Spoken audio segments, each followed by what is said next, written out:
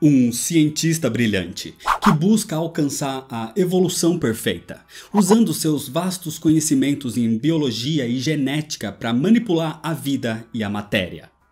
Um dos personagens mais inteligentes do universo Marvel, que foi basicamente enlouquecendo com o tempo, passando a ter atitudes de anti-herói e principalmente de um vilão. Esse é o Auto-Evolucionário. Mas antes de falar dele, se inscreve no canal se você ainda não é inscrito, já deixa seu like para não esquecer depois, me segue nas redes sociais e agora sim, vamos para a origem.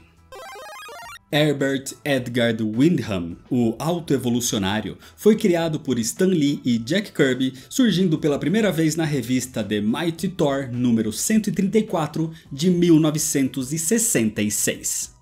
Herbert nasceu em Manchester, na Inglaterra, e estudou na Universidade de Oxford entre os anos de 1920 e 1930, onde ele se interessou muito pelo trabalho do famoso geneticista Nathaniel Essex, conhecido futuramente como Senhor Sinistro.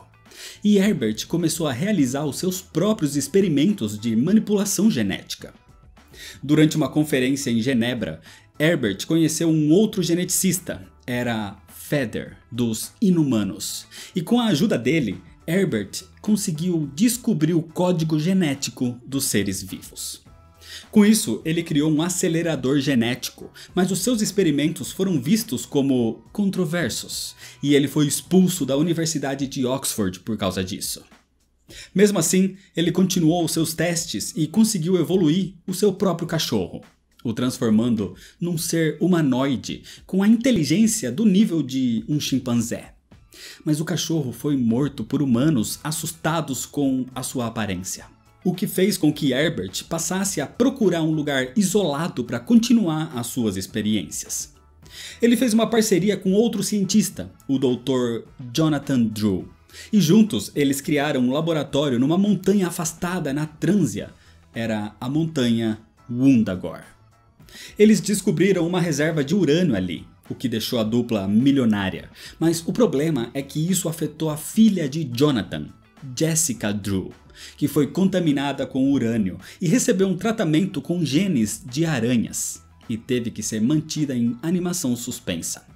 Futuramente, Jessica Drew se tornaria a Mulher-Aranha. E para piorar, a esposa de Jonathan foi atacada e assassinada por um lobisomem. Com isso, Jonathan Drew abandonou Wundagore. Mas Herbert continuou, e ele também foi atacado por esse tal lobisomem, mas ele sobreviveu. Então criou um tipo de roupa especial, uma armadura reforçada que protegeria o seu corpo.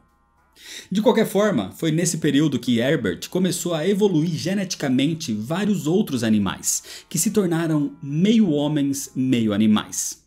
Essa nova espécie foi batizada por ele como Novos Homens. E uma das suas primeiras mutações foi uma vaca antropomórfica chamada Bova. Jonathan Drew reapareceu ali, mas possuído pelo espírito de um feiticeiro do século VI, e ele alertou Herbert que o laboratório foi construído num lugar onde o demônio Kiton foi banido eras atrás. Um demônio primordial a quem pertence a magia do caos. Foi então que Herbert e Jonathan começaram a treinar os Novos Homens para combater no estilo cavalaria, para caso fosse necessário enfrentar o demônio. Essa cavalaria foi chamada de Cavaleiros de Wundagore, e Herbert manipulou a sua própria genética também para se tornar ainda mais superior, onde ele passou a ser chamado a partir daí de Lorde Auto-Evolucionário. O problema é que em 1958, o tal lobisomem, que era o antigo dono daquelas terras, o Barão Russoff, tentou acabar com a sua maldição usando um livro de magia ancestral chamado Darkhold, e isso libertou Kiton da sua prisão. Nessa mesma noite, os Cavaleiros de Wundagore lutaram contra o demônio, enquanto dentro do laboratório uma mulher grávida chamada Magda chegou ali, onde foi recebida por Bova e onde deu à luz a gêmeos, Wanda e Pietro. Os Cavaleiros de Wundagore conseguiram derrotar Kiton, mas pouco antes disso ele conseguiu tocar a menina com a magia do caos. As crianças passaram por experimentos nas mãos do alto evolucionário, e isso futuramente se desenvolveriam como poderes confundidos com poderes mutantes. Para entender um pouco melhor isso, inclusive, é interessante que você conheça a história de origem da Feiticeira Escarlate e do Mercúrio, que eu já fiz vídeo há algum tempo atrás e vai ter o link para eles aqui na descrição. Numa das suas várias criações, o alto evolucionário criou o Homem-Fera, uma criatura que já era cheia de ódio, e as mutações só aumentaram esses sentimentos. Então, assim que evoluiu, ele atacou o seu criador. Nesse tempo, o Thor andava por ali, em Undagor, e ajudou a combater o Homem-Fera. Só que, envergonhado por aquela falha, o alto evolucionário transferiu seu laboratório para uma grande nave batizada de Undagor 2 e partiu para o espaço, junto com as suas criações, os Novos Homens. Se automodificando e se tornando cada vez mais superior, o alto evolucionário foi cada vez mais desenvolvendo um complexo de Deus, se tornando realmente numa criatura quase divina. E então ele decidiu que ia criar o seu próprio mundo, uma réplica detalhada do planeta Terra. Era a Contra-Terra. A Contra-Terra era um planeta que ficava do lado oposto do Sol e vibrava com 1 segundo de diferença em relação à Terra original. Com isso, ela era invisível aos olhos humanos. Imaginada como um paraíso para seus novos homens, a Contra-Terra fracassou quando o Homem-Fera invadiu e corrompeu o processo de criação, e o planeta se tornou um mundo imperfeito. Nesse meio tempo, enquanto estava no espaço, em 1972, surgiu na frente da sua nave um tipo de casulo, simplesmente vagando pelo espaço. E o alto evolucionário o recolheu. Dentro desse casulo existia um homem. O alto evolucionário então cuidou dele quase como um filho e o batizou como Adam Warlock. Adam Warlock recebeu inclusive uma das joias do infinito, a Joia da Alma, e com isso ele foi enviado até a Contra-Terra para combater o Homem-Fera. Mas mesmo assim, a Contra-Terra continuou sofrendo ameaças. Uma delas foi o próprio Galactus, e o alto evolucionário inclusive teve ajuda do Quarteto Fantástico nesse período. Mas o problema aconteceu quando a Contra-Terra foi roubada a pedido dos Beyonders para ser colocada num museu cósmico. E quando o alto evolucionário entendeu a natureza dos Beyonders, de como eles eram infinitamente avançados e superiores, o alto evolucionário começou a manifestar os primeiros sinais de instabilidade mental. Foi por isso que o alto evolucionário voltou para a Terra e resolveu que a vida como era deveria terminar. E ele deveria se tornar o criador de uma mais forte e mais inteligente nova humanidade. Algo que rivalizasse com o nível dos Beyonders. Então o alto evolucionário tentou detonar uma bomba evolucionária, mas foi impedido por vários heróis do mundo, no que ficou conhecida como a Guerra Evolucionária, ou a Guerra do Alto Evolucionário. Isso aconteceu em 1988, e durante a luta contra os Vingadores, o Alto Evolucionário e o Hércules acabaram sendo expostos à Câmara de Gênesis e foram lançados para fora da existência. Um ano depois, eles foram resgatados, mas aí o Alto Evolucionário foi manipulado pelos Celestiais na Galáxia Negra, onde ele testemunhou inclusive o nascimento de um novo Celestial. E por isso o Alto Evolucionário foi sendo levado cada vez mais para a insanidade com todos esses eventos.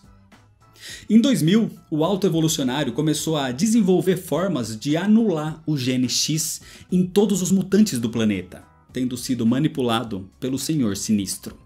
Mas em 2007, ele ajudou Magneto depois que ele perdeu seus poderes com o Dia M. No mesmo ano, em 2007, o Alto Evolucionário usou Adam Warlock, o evoluindo num ser perfeito, para derrotar Ultron e a Falange durante a saga Aniquilação: A Conquista. Em 2013, com as bombas de origem lançadas na Terra pelo Ex Nihilo, o Alto Evolucionário se interessou em estudar as crianças zebra da Terra Selvagem. Em 2015, o Alto Evolucionário continuou tentando criar os Novos Homens como uma raça perfeita, mas toda vez que falhava, ele fazia uma limpeza, os destruindo e começando tudo de novo. Mas alguns sobreviventes conseguiram refúgio com o chamado Baixo Evolucionário. E quando o Alto Evolucionário descobriu e tentou destruí-los, os Vingadores evitaram um massacre num combate onde a máscara do Alto Evolucionário foi destruída, revelando seu rosto deformado pelos seus próprios experimentos. Na saga Mundos Collidem de 2017, o Alto Evolucionário tentou fundir a Contra-Terra com a Terra normal, num período onde ele inclusive transformou Vive, a filha do Visão, numa humana. Os Vingadores e os Campeões o confrontaram e ele foi considerado morto, mas na verdade ele foi transformado em dados digitais sencientes. O Alto Evolucionário era virtualmente imortal agora. E em 2020 ele foi trazido de volta à sua forma física pelos seus Cavaleiros de Wundagore, mas ele os abandonou. Fora dos quadrinhos, o Alto Evolucionário já surgiu em algumas animações como X-Men The Animated Series, Marvel's Guardians of the Galaxy e Hulk and the Agents of Smash. Nos jogos, ele já apareceu em Marvel Avengers Alliance e Marvel Snap. E em live action, o personagem nunca apareceu, até agora, porque atualmente ele está sendo apresentado no MCU no filme Guardiões da Galáxia Volume 3 de 2023. O Alto Evolucionário acredita que a evolução é um processo contínuo e através das suas manipulações genéticas ele pode acelerar esse processo. E pelas alterações feitas em si próprio, ele pode manipular matéria a nível molecular, evoluindo e involuindo seres facilmente. Tem telecinese, projeção astral e um altíssimo nível de regeneração, praticamente sendo imortal, porque ele também não envelhece e não morre de causas naturais, e pode transferir a sua essência até para formatos digitais.